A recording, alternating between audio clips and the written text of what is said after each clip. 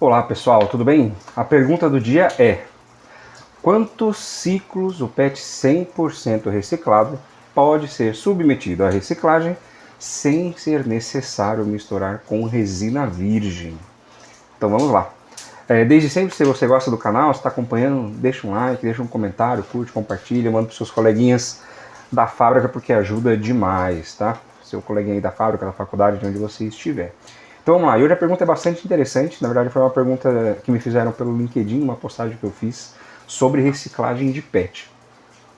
E a pergunta foi tão bacana, eu não vou citar o nome da pessoa que fez a pergunta, eu nunca exponho ninguém, né? Se a pessoa quiser se identificar e deixa aqui no comentário agradecendo, só dá um joinha, tá tudo certo. Mas assim, e a pessoa respondeu exatamente isso, né? Foi o comentário.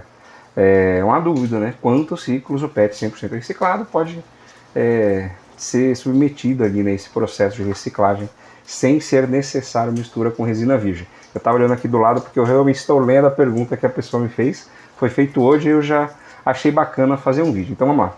Sem delongas. Essa pergunta, assim, ela acontece muito. E não só para PET. Então todo mundo que trabalha ali com poliamida, com polietileno, com sopro, extrusão, injeção, rotomoldagem e inúmeros processos. Tá? E a pior resposta que a gente poderia receber é depende. Tá? Então a primeira parte do vídeo é, sim, de fato depende. Tá? E depende do quê?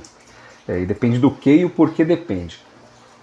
Depende de qual grade de PET você está usando, depende se o seu PET ele tem uma cor ou não, se você já recebe esse material em uma cor, ou se você adiciona um Master Batch, qual que é a base desse Master Batch. O Master Batch ele vem só com cor, você aditiva o seu material com algum estabilizante térmico, com algum estabilizante UV, é uma coisa muito importante. Qual o processo que você está usando? Então você está trabalhando com PET, injeção sopro, extrusão sopro, só extrusão, tem mais de um processo que você precisa passar ali, por exemplo, uma extrusão e depois uma termoformagem, sei lá, uma extrusão e depois um sopro, uma extrusão para fazer o master, ou uma extrusão para deixar na cor e depois um processo de injeção. Então, assim, de fato existem inúmeras possibilidades, tá bom?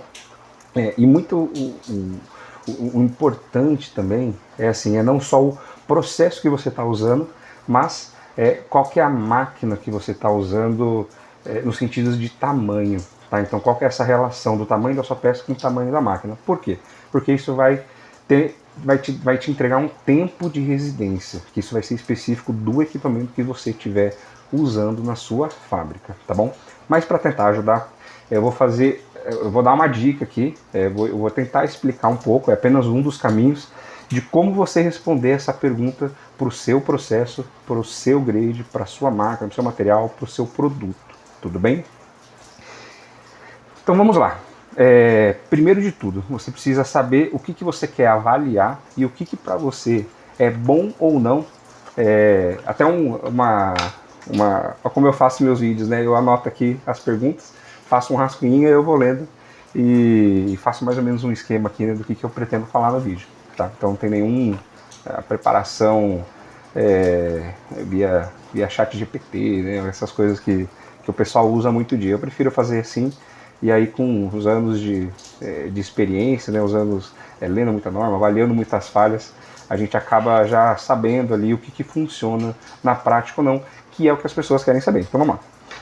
Primeiro de tudo, o que é um produto bom para você? Né? O que você aceita ali, ou no seu produto, ou no seu processo, como uma performance que seja ok. Tá? E por que eu digo isso? A postagem que eu fiz foi mostrando ali os percentuais de PET reciclados que uma empresa utiliza ali, né? Tem um catálogo da empresa, deixei citado ali a empresa na postagem que eu fiz. E é importante você entender o que é bom, por quê? Algumas embalagens, elas são, por exemplo, transparentes, elas precisam ser transparentes, e se elas não forem transparentes, é um problemão. Então você não vai ter mais um produto, é um critério de avaliação, precisa ter lá X%, por exemplo, de transparência, né, de passagem de luz e tudo mais. Tem algumas embalagens, por exemplo, que você coloca um aditivo branco, um aditivo preto, verde, roxo, amarelo, de acordo ali com as marcas comerciais. Então talvez a transparência não seja um problema. Talvez sim seja um problema com cor, mas como você tem ali uma aditivação em algumas cores muito fortes, não seja um problema. Você tem um problema, por exemplo, de stress cracking, que é comum aí para embalagens. Você tem um problema de queda com recipiente cheio. É uma embalagem de cosmético, é uma embalagem de bebida, é uma embalagem de produto químico. Tem qual que é o risco que você consegue aceitar e o critério de avaliação. Então muda demais. Tá? Então isso é muito importante você ter em mente para saber até que ponto você pode reciclar ou não, porque às vezes são algumas embalagens, e aí não desmerecendo, são aquelas embalagens ali, por exemplo, de loja de R$1,99. Essas embalagens, se tiver um pouquinho, a gente mesmo para a gente comprar, né? Se tiver um pouquinho não tão transparente, tiver uma marquinha de fluxo, muitas vezes quem não é da área nem percebe, tá? Ou muitas vezes essas embalagens mesmo, elas são com alguma cor, tá? E quando a gente compra esses produtos, a gente usa ali um ano, às vezes quebra e a gente não se importa muito. Tá? Então é um critério de aceitação, é um produto que vai ali numa classificação, num conjunto de propriedades que é totalmente diferente quando você manda, por exemplo, uma embalagem, aí você está, por exemplo, Natura para Boticário, que é uma embalagem que o aspecto visual ele é muito importante, porque tem uma marca ali, tem uma identidade visual da marca. Tá? Então são assim, universos muito distintos que a gente consegue trabalhar. E aqui eu falando apenas do PET, apenas dessa questão da embalagem, que foi referente à postagem, mas as dicas que eu vou dar aqui valem para todas as aplicações, todos os materiais, todos os processos, e assim, e aí vai da sua criatividade, tá? Se você ainda ficar na dúvida, manda uma mensagem para mim, me liga, a gente marca um horário, a gente conversa e vida que segue, tá bom? Então vamos lá. Primeiro ponto. Como que você responde essa pergunta aí na empresa que você está trabalhando? Eu vou citar aqui apenas duas ferramentas que são simples de fazer, são rápidas de fazer e são baratas de fazer ali, tá? Aí esse barato é muito entre aspas, porque aí depende da realidade de cada empresa, tudo bem? Então vamos lá. Primeiro, OIT, tá? Ele é um teste que você faz em DSC. Ele mede o tempo de indução à oxidação, né?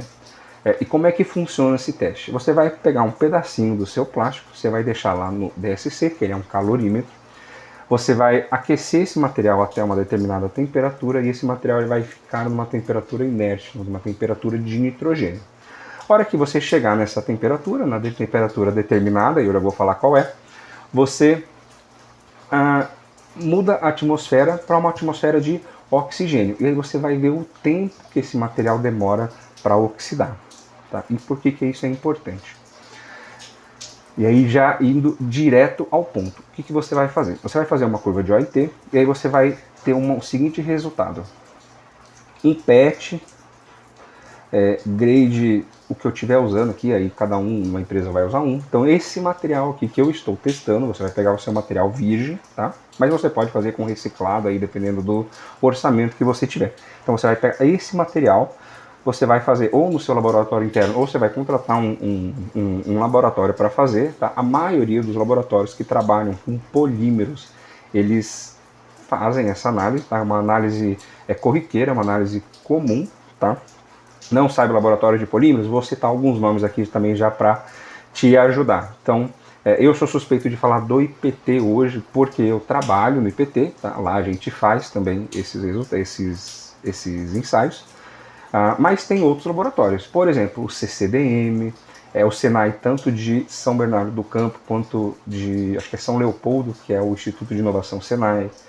Você tem a Afinco, que é um laboratório que fica lá em São Carlos. Você tem a Newtec, que é um laboratório que fica lá em São Carlos. CCDM, Senai, Afinco. São os laboratórios ali que eu acho que mandando para qualquer um deles você vai ter um resultado muito bacana, tá? E aqui completamente isento, tá? A minha opinião. Se você tem preferência também para um laboratório, fica à vontade para mandar no laboratório que você quiser. Então você vai pegar o seu material e você vai mandar para algum desses laboratórios ou fazer dentro de casa e você vai ter a seguinte resposta. Esse material que eu estou trabalhando, ele oxida após 36 minutos sobre 250 graus, por exemplo. tá bom? Então você sabe que o seu material, o máximo dele é o máximo do máximo, é 36 minutos sobre 250 graus, tá? O tempo é o resultado. A temperatura você precisa informar para o seu laboratório. E aí qual que é a temperatura que você usa? Você pega o seu perfil de temperatura e busca ali a temperatura ou a mais alta ou uma média ali para cima, tá? Mas uma temperatura que seja representativa do seu processo. O que você vai fazer? Você vai perguntar para o seu processista ou até para o fabricante do seu equipamento ali, consegue te ajudar, não é um cálculo difícil de se fazer. Você vai ver qual que é o tempo de residência que você tem naquele seu equipamento. Então, por exemplo, se você tem esses 36 minutos a 250 graus e 250 graus, é uma temperatura representativa do seu processo, você tem que saber aí o tempo de residência, e como que você faz esse jogo. Se a sua máquina ela tem um tempo ali, seu processo, ele tem um tempo de residência de 6 minutos, você pode ciclar 6 vezes o seu material. Isso vai ser o limite do limite, tá? O material realmente ele vai oxidar, o material ele vai estragar.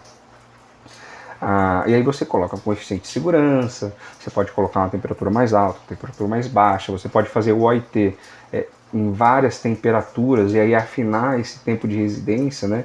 Então, quanto que ele demora a 220 graus, 250, 280, faz ali uma extrapolação, abre o seu processo, vê o perfil de temperatura, você vai ter um número mais apurado ali de quantidade de ciclos que você consegue fazer, tá? E aí um ponto muito importante, você poder reciclar o seu material com base nessa metodologia 6, 10, 15, 20 vezes, não significa que você vai ter um bom produto, tá? Isso que eu estou falando é uma régua para você descobrir o máximo do máximo, tá? Então, assim, se você fez o OIT, vou usar ali o mesmo tempo, né? O OIT ali é 36 minutos naquela temperatura. E aí você descobre que o tempo de residência ali é um ciclo bem rápido, né? Uma máquina que uma produtividade muito alta, e você descobre ali que o tempo de residência é de apenas 1 minuto, tá? Então você pode ciclar ali, reciclar o seu material 36 vezes, tá bom? Aí tem um porém, esse é o máximo do máximo. Então se você tem ali um processo que permite a reciclagem, por exemplo, né, 50 ciclos de reciclagem, provavelmente você deve estar botando algum problema, tá bom? Você tem ali um limite ali no seu chão de fábrica de 5, 10 ciclos, tá? E aí a pergunta é, será que dá para aumentar? E aí como é que a gente vai fazer? A gente vai fazer o seguinte, você vai precisar ter um critério de aceitação desse produto. E aí você vai fazer um tryout. Simples, um tryout. Então você vai pegar o seu material virgem, você vai colocar ele no seu processo, vai produzir ali 100, 200, 500 embalagens, você vai moer esse material, talvez repeletizar ou não, mas se você for repeletizar, considera também o tempo ali de permanência, tá, do OIT, da sua extrusora, tá, porque é um desgaste térmico ali que o material tá sofrendo, tá, o material vai oxidar também na extrusora, tá, mas é só se precisar peletizar. E aí você vai pegar esse material e você vai voltar para a máquina, então segundo ciclo, sai, produz as peças e pica de novo o material, repeletiza se for o caso e volta para a máquina, terceiro ciclo, e você faz isso repetidas vezes. O que você vai descobrir? Vai chegar um ponto que você vai ver que o seu material ele não vai conseguir ser processado. Ou a peça vai ficar muito deformada, a peça não vai formar. E no caso do PET, isso se aplica para grande parte dos polímeros de condensação, você vai começar a ouvir o seguinte do seu processista ou da sua produção. O material está espirrando, o material está estalando. Quando a gente faz o setup ali do equipamento, a borra ali, né, a massa, aquela material fundido ali, derretido, né, que tem, né, ou de aparo, ou de injeção, né, tem muito de injeção, né, ou da própria extrusão, você vai ver que ele vai sair com muita bolha, por exemplo, tá? Isso pode ser um indício de material oxidado, tá? Pode ser umidade também, mas você vai ter esse indício ali. Então você vai ter um limite no seu processo que tem que ser, se você fez tudo certinho, menor do que esse tempo do OIT. Tá? O problema do tryout é, enquanto o OIT ele é uma técnica relativamente barata, então a gente está falando ali na casa de, por exemplo, R$1.000 uma análise, laboratórios que fazem 500, laboratórios que fazem 2.000, mas uma ordem de grandeza ali de R$1.000, você consegue mandar uma amostra, ou fazer um conjunto ali de 10 amostras e com 5.000, R$10.000, você consegue ter uma estimativa e uma percepção muito boa do seu material. O tryout, para algumas empresas, e aí se enquadra muito no caso das embalagens, muitas vezes você não consegue 1 dia, 2 dias de disponibilidade de máquina para fazer esses tryouts. Tá? E aí, pela parada de produção, o processo acaba sendo não tão barato assim. Por mais que seja dentro de casa e seja simples de fazer, muitas vezes você pode ter uma limitação ali de tempo, demanda, entrega ou até mesmo financeira. Tudo bem? E aí, você pode replicar tudo isso que eu falei com estudos de um material secado 10 vezes com material virgem, 50% a 50%, 25% a 75%, 75% a 25%, 60% a 40%, e aí o céu é o limite para você fazer esses estudos, tá bom? Então, fica aqui as duas dicas que eu tinha. Primeiro é o OIT, é rápido de fazer, é simples, com apenas um material, o material virgem ali, você já consegue ter uma boa estimativa, tá? E aí um ponto muito importante é o seguinte, e mais boas práticas, né? É o óbvio, que eu vou falar, mas o óbvio precisa ser dito. Fazendo o tryout, você vai separar material, amostra de todos os ciclos, tá? Então você separa o material virgem daquele lote, fazendo as embalagens, por exemplo, se for o caso ali, ou qualquer peça que for, você separa ali uma amostragem dessas peças, tá? Foi para uma extrusora, repeletizou, separa esse material peletizado, separa o material só em flake, né, só regranulado ali, triturado. Separa de todos os ciclos, tá? Porque você consegue fazer um OIT com todas essas amostras e ver quanto que ele vai caindo a cada ciclo de processo. Você consegue fazer teste de performance nessas embalagens caso você tenha alguma régua. Então, por exemplo, você tem um teste ali de stress cracking, que é o mais crítico da sua embalagem. Então você faz o teste de stress cracking a cada ciclo, porque o OIT não vai te entregar uma resposta de aos 36 minutos, e significa que você pode ciclar 36 vezes e o seu produto vai sair maravilhoso. Não vai, tá? Então eu já estou falando aqui, não vai. O OIT é o limite do limite, tudo bem? Mas aí você tem esses critérios ali de performance e você testa caso a caso, tá? É o melhor dos mundos. Infelizmente não tem uma resposta pontual de 40 vezes, 30 vezes, 10 vezes, 100 vezes, tá? Isso não existe, varia demais de grade para grade, tá? E aí eu vou dar um exemplo aqui de já ter trabalhado, por exemplo, com polipropileno, tá?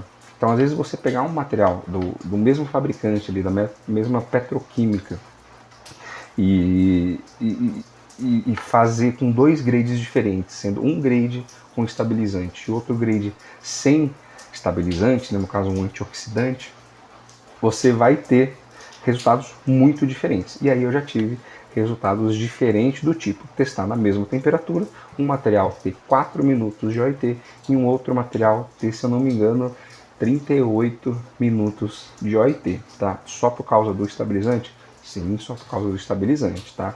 E aí lembrando, não vamos entrar no caso aqui, tem estabilizantes primários e secundários, um para mais para a vida útil do produto e outro mais para o processo em si, esse desgaste que o material tem ali de processo, tudo bem? Então, OIT, tryout, mas sempre fazendo com avaliação de performance. E aí eu vou deixar uma outra dica aqui que eu lembrei durante o vídeo, que eu vou até conferir. A gente tem 2 normas que regem, eu vou procurar aqui no computador para não falar errado, tá? Tem 2 normas que regem os testes de DSC no geral. E aí não são só normas de OIT, são normas de DSC, então temperatura de transição vítrea, temperatura de fusão, cristalização, cura e assim por diante, tá?